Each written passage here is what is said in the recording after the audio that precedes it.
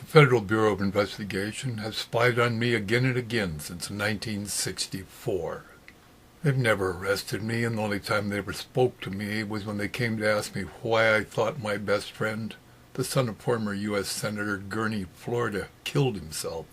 For years I've wondered why the feds have classified my records secret by executive order and filed them under the heading Foreign Counterintelligence. I've tried over 20 times to find out why. What did I do? But they'll never tell me. Then Donald Trump ran for the presidency and denounced the fake news media as the enemy of the people, and I think just maybe I understood. He was certainly correct about fake news being an enemy, because the dictionary definition of the word enemy is, and I quote, something harmful or deadly, close quote. And oh my, how many times have I seen proof of that? While I'm definitely not a staunch supporter of Trump overall, I believe he hit the nail right on the head about fake news media, and I have to admire him just for the courage he has to face the mob again tomorrow, no matter what they say about him and no matter what they do to him. Things have piled up in Trump's life and created an image that's being used against him. He dealt with Russians, so he's being accused of collusion with communists. On a much, much smaller scale, I realized the same sort of thing is happening to me. Rumors have followed me all my life, and they've grown in size and destructive force. It's true that I very seriously tried to kill my own mother when I was 5 years old. What the gossips didn't spread, however, was that she was dangerously insane, and the government had repeatedly refused to commit her to an asylum, even though my relatives begged them to do that. It was only after she abandoned me, kidnapped me, and held me hostage in a hotel that I tried to save myself by murdering her. And she threw such an insane tantrum that the government finally had to put her under the care of a state mental hospital for almost 11 years. But the rumors that arose from that and followed me through life have included a belief that I am still dangerously insane like I was over 60 years ago. Here's an example of the evolution of rumors about me. It's a 6-page rant filed against me by a university professor. I was earning a straight-A average at the doctoral level, but in her rant she claimed that she had heard from a force outside the university that I might be a member of a domestic terrorist gang that got in a shootout with the cops. She wrote that she feared I would become violent, so she had me formally segregated from her classes. Her writing was another type of fake news as harmful as fake news media. I had to drop out without my doctorate because students influenced by her were saying that they feared me because I was out of touch with reality, a time bomb ready to blow, so they would not participate in class activities with me.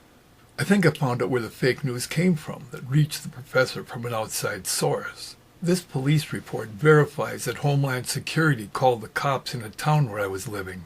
Homeland Security told the police to investigate me and report back to them.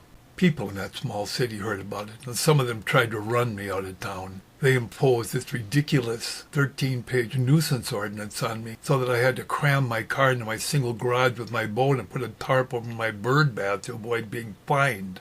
When that didn't get rid of me, they damaged my property and came at me one at a time with doubled fists, ordering me to go away. When I refused, as this police report verifies, a man in a skid steer came charging at me on the street and came within 2 feet of cutting me in half with the bucket's blade. He lied about most of it to hide the shame he felt when I refused to run, but just stood there and waited to die. Finally, in desperation, city officials and police met to figure out how to get me arrested, tried, convicted, and imprisoned as a means of being rid of me. If the professor who filed this rant against me also got a call from Homeland Security, then it's easy to see why she, like the people of my hometown, thought I was a terrorist, since that's what Homeland Security deals with.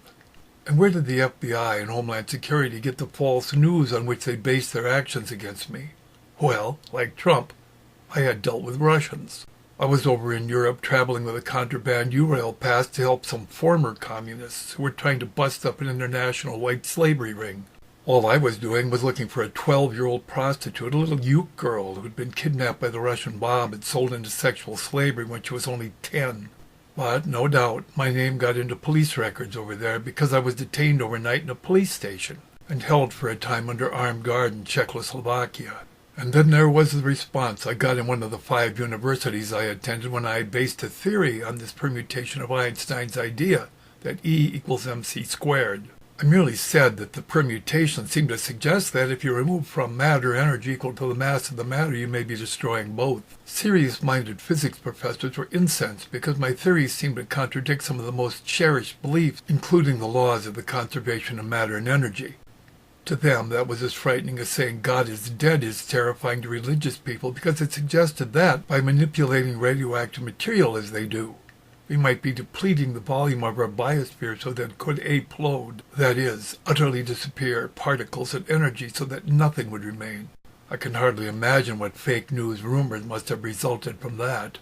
But as much suffering as I've endured as a result of the fake news rumors, phone calls, and other affronts that have followed me like shadows, I can't help but realize how much more harm they've done to so many others. Consider as just one example of that all the generations that both the liberal and conservative media have refused to warn about the sexual excess of many priests in the Catholic Church. 300 priests sexually ravaged over 1,000 kids in Pennsylvania alone before their illegal excesses got into the media.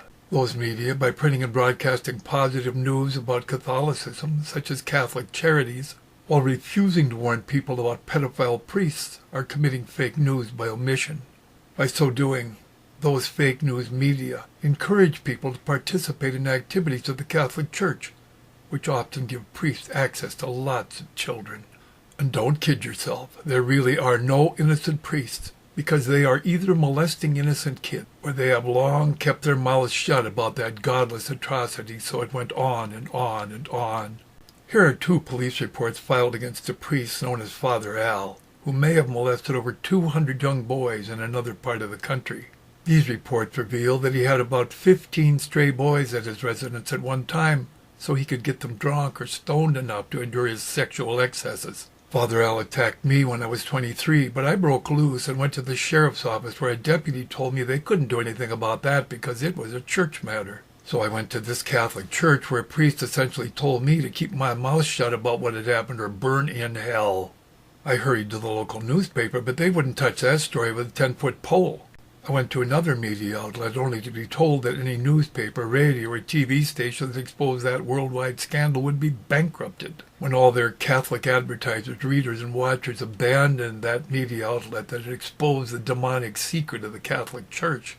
On the day that the church covered up Father Al's sex crimes, I stopped being a Catholic. 2 years later, I became engaged to this brilliant medical student, but she had trouble being anywhere near a man. She actually got violent with men at times and finally admitted that she became that way after a priest at this same church sexually ravaged her repeatedly when she was only 12 years of age, and then the church, of course, covered it up. What happened to me when I lost my religion and my fiancé in one fell swoop is nothing compared to what happened to the machete murderer who sent me this letter years later. He'd been sexually brutalized by Father Al decades earlier when he was only 15. After the police and the church and the media covered it up, he was so confused that he turned himself in at the same mental hospital that had refused to commit my homicidally insane mother repeatedly. When his own 12-year-old son's best friend filed this police report against another molester who was believed to have previously raped 17 little boys. That same mental hospital refused to provide Bruce with the help that he needed, so he burned with rage over the years. Bruce made absolutely sure that his son would not suffer like that by chopping the molester up with a machete. Is that enough proof that fake news, including the withholding of the real truth, is something harmful and deadly? But there's so much more that the media aren't warning their watchers and their readers about. Catholic priests aren't the only clergy that molests children. Clerics of all the other religions are guilty as well, and that culpability is not restricted to religious clergy, as I learned from this girl. Her nickname was Kipper. She was one of those unattractive little girls that get attached to some guy and follow him around like a shadow. Our friendship was totally innocent, so I was surprised one day when she told me that she was pregnant and that the father of her unborn baby was a local cop. He wasn't investigated or arrested or tried or convicted or imprisoned, but he was just allowed to resign from the police force and drive out of town to find another job, perhaps as a cop. But as he drove off scot-free, Kipper had to be rushed to the hospital for surgery because the cop's leavings inside of her had caused an ectopic pregnancy that threatened her very survival. Again, not a word was written or broadcast about that cop raping and impregnating a 15-year-old girl. The media failed as miserably as usual to warn other people about several sexually predatory cops on that police force who continued to rape women and stalk little girls as young as 12. Sex crimes were not the only violations by local government employees that were covered up by the media. This man, who'd been a sergeant over a squad of military intelligence spooks in Korea and who was dying of cancer, not only tried to prevent cops and clergy from raping children, but he also wanted to prevent police from beating up teenage boys, as this letter attests. The police called for a boycott of his businesses and all but bankrupted him, as his letter indicates. My cousin Mac and his wife had repeatedly told me that they were leaving me their 57 acres of the North Dakota oil boom. This is an estate document showing that over $1 million had disappeared from my relative's estate. This is a page from a certified transcript of the related probate hearing, showing that I told the judge that over 50 acres of North Dakota mineral rights were missing, to which he replied that it didn't matter if there were other assets. Over $1 million disappeared from that estate, and though I contacted all manner of government agency and official, nothing was ever done about it, as you can see here. Nor was that theft of millions from that estate reported in the local media to warn other heirs that they could also be robbed. Those examples are just a small fraction of the corruption that was not prosecuted by the law or reported by the media. As a result, the county commission was becoming self-confident, so the commissioners dared to propose many unjust changes in this new comprehensive plan. It was a massively complex scheme to pay landowners about 2% of the value of their property and seized control of it so that it could be clear-cut, strip-mined, reseeded, and sold for much higher prices. Unbeknownst to most county residents, there was a provision in many property deeds that referred to a regulation on page 483 of Book 57 in the Office of the Register of Deeds in the county courthouse, and that regulation would enable elite oligarchs to force ordinary people to sell their land for a tiny fraction of its value. If that regulation were enforced, my $40,000 worth of land could be bought by them for $800.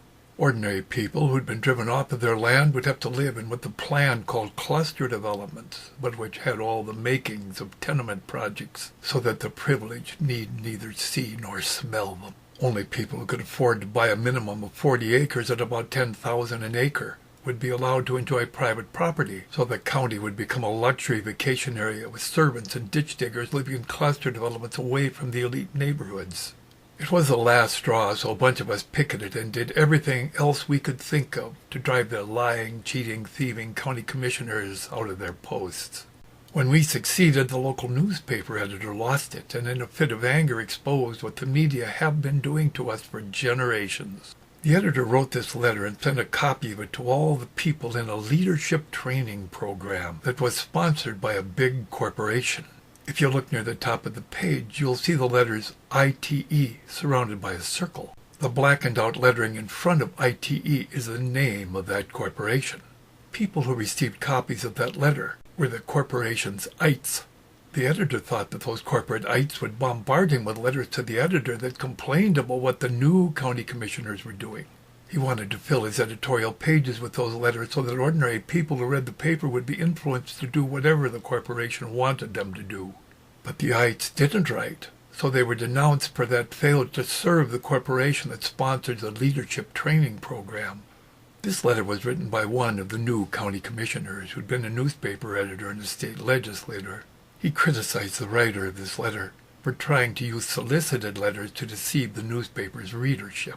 Not only that, but the editor of that newspaper wasn't only puking propaganda, but he was also refusing to publish my submissions to the paper that countered his propaganda. So I began speaking on a radio talk show and advertising on other programs on that radio station. To put a stop to that sort of thing, dozens of government bureaucrats signed this letter in which they threatened to boycott every business that advertised on that radio station. The elderly owner of the station fought them tooth and nail while running my ads free of charge, but his radio station was bought out from under him. The talk show host was given a choice between keeping critics like me off the air or losing his job. Bravely, he defended the First Amendment of the Constitution by allowing us to expose corruption in that area on his talk show. So you are now looking at page 1 and page 2 of the anguished letter that heroic talk show host wrote after his valiant defense of the First Amendment cost him his career in America.